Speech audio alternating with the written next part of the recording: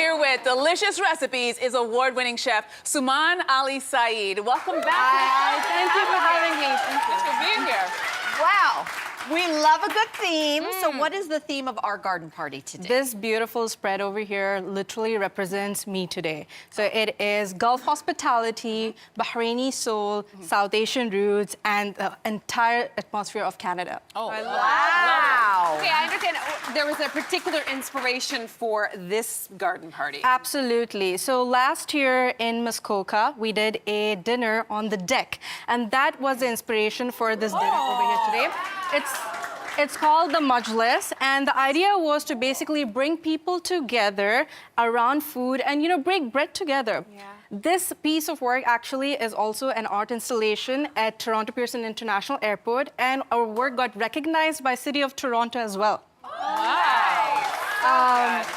The idea was to curate this experience, having everyone involved that were women, small-owned businesses, local Canadian, and the idea was to really empower and champion that spirit. I wanted the invite to next year's because that looked really good. Absolutely. But let's talk about this beautiful spread that you have here. We're going to start off with the chicken kebabs. You have two different kinds. Describe them for us. Yes, so over here I have the chicken mince kebab, and over there the chicken thigh.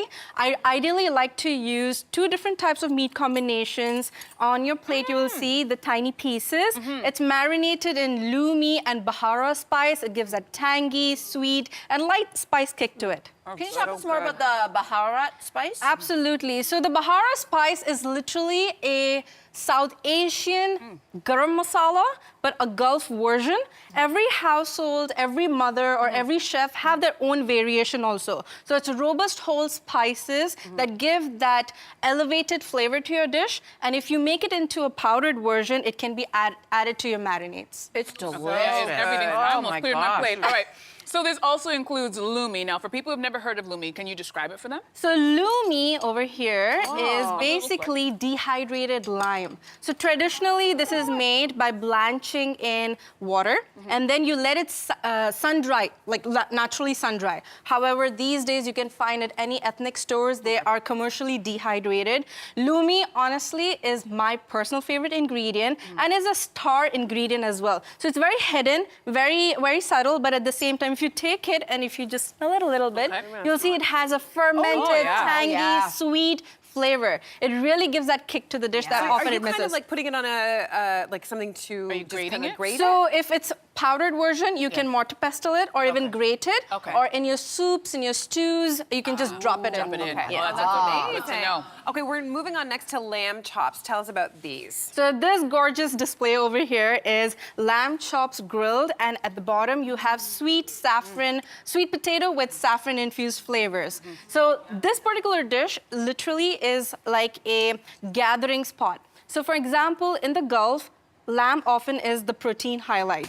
And if you do not have lamb, you can use chicken as well. The ideal way to cook this is grill it in a hot pan or hot grill.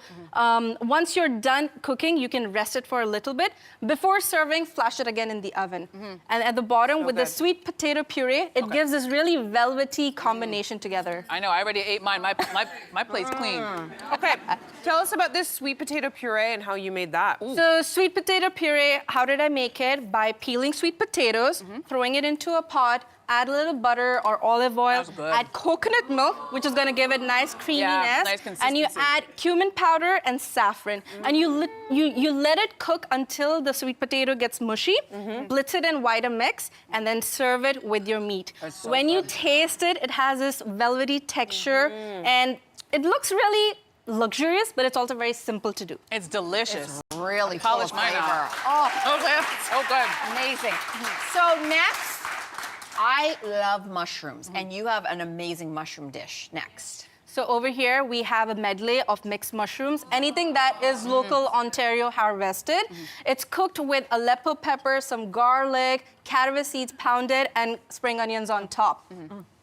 All right, so you're going to show us a very simple way to enhance the flavors of the mushrooms using garlic and caraway seeds. How are you going to do that? So in a mortar pestle, you place your garlic, toasted caraway seeds or cumin seeds cumin seeds. Okay. You can mash it together, and then when you're tossing it in your bowl or in your pan, add it to it. It elevates the flavor. It gives that nice umami texture, umami flavor as well. And when you use different types of mushrooms, for example, the butter mushrooms, maitake, shiitake, whatever is accessible, it adds that nice crunchiness, adds that bite to it.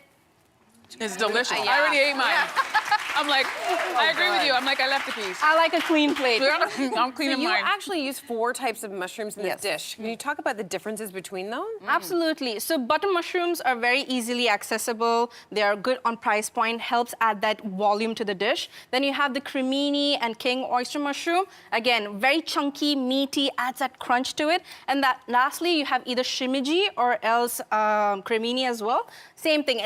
It adds this nice, sweet texture, meaty texture all together.